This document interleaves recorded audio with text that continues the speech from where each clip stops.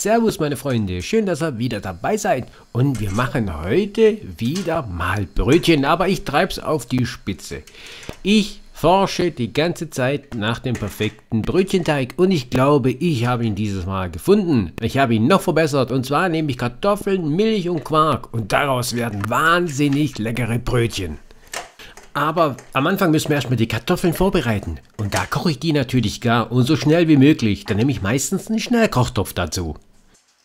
Natürlich nehme ich jetzt hier nicht alle Kartoffeln, aber ich koche einfach mal ein paar mit.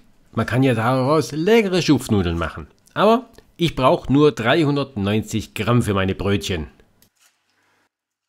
Und trotzdem muss ich natürlich dann die Kartoffeln schälen. Das bleibt nicht aus. Und warten wollen wir natürlich auch nicht, bis die Kartoffeln abgekühlt sind. Also, wir zerschneiden die Kartoffeln, damit sie schneller auskühlen.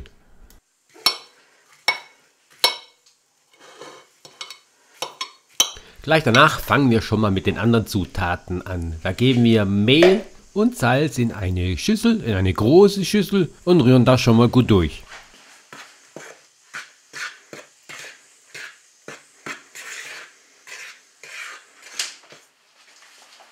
Weiter rühren wir die Hefe in der warmen Milch an. Verquirlen das Ganze richtig gut, damit sich die Hefe gut auflöst.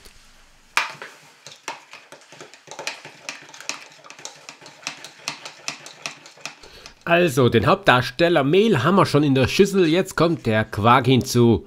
Und gleich danach den dritten Hauptdarsteller, die Kartoffeln. Die pressen wir durch die Kartoffelpresse.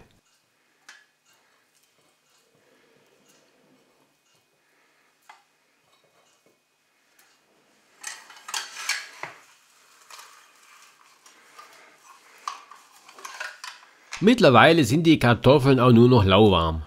Warm ist nämlich gar nicht schlecht für die Hefe später.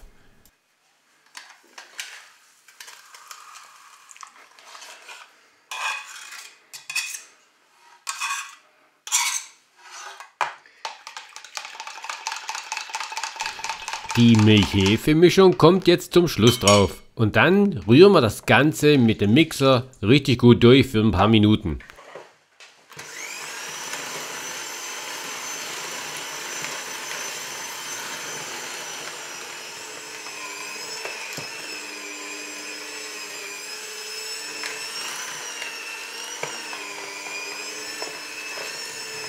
Aber seid gewiss, der Teig ist so richtig klebrig. Den lassen wir jetzt aber für eine Stunde ruhen, damit er schön aufgeht.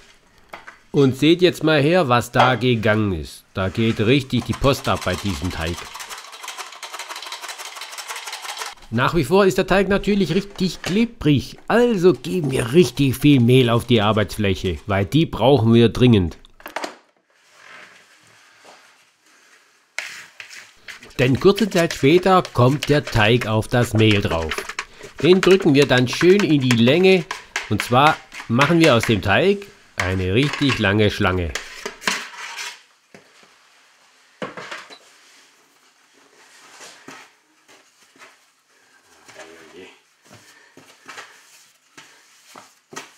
Da könnt ihr jetzt schon mal sehen, wie schön weich und elastisch dieser Teig ist.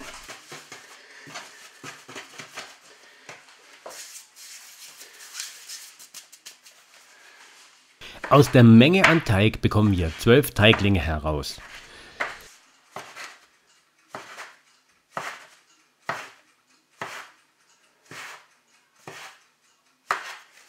Jeden dieser Teiglinge kneten wir nochmal kurz durch, indem wir ihn einfach auseinanderziehen und wieder zusammendrücken.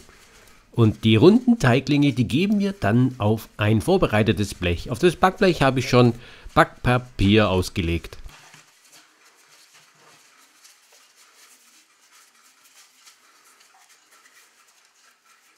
Und wie ihr seht, der Teig ist immer noch richtig klebrig und deswegen brauche ich immer wieder Mehl dazu, damit aus diesen Teiglingen eine schöne Kugel wird.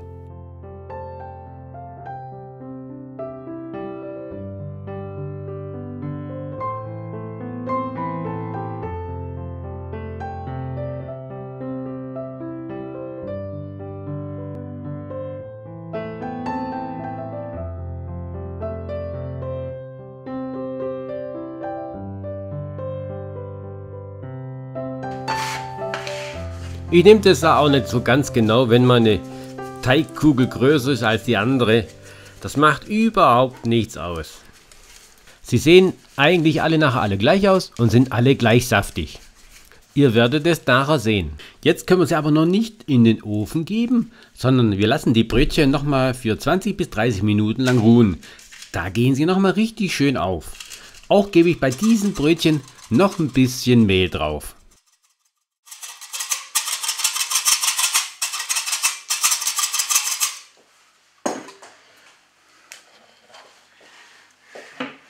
Ist natürlich klar, dass wir jetzt auch schon den Ofen beim Vorheizen haben. Den heizen wir nämlich auf 250 Grad Ober- und Unterhitze vor. In dem Ofen bleiben dann die Brötchen 17 Minuten lang drin. Wir nehmen aber auch noch ein bisschen Wasser und geben das auf den Boden von den Ofen drauf. Mein Ofen ist dafür ausgelegt. Wenn euer Ofen das nicht ist, nehmt ihr einfach noch eine kleine Schale und gebt dort Wasser hinein.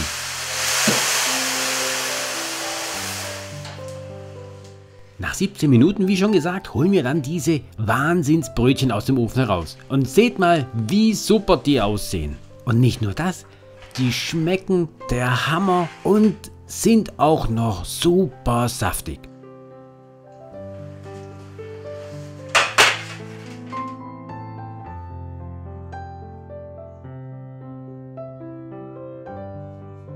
Okay, jetzt nehmen wir uns mal ein Brötchen her und reißen das Brötchen auf. Und seht mal, wie fluffig, saftig und lecker das Ganze aussieht.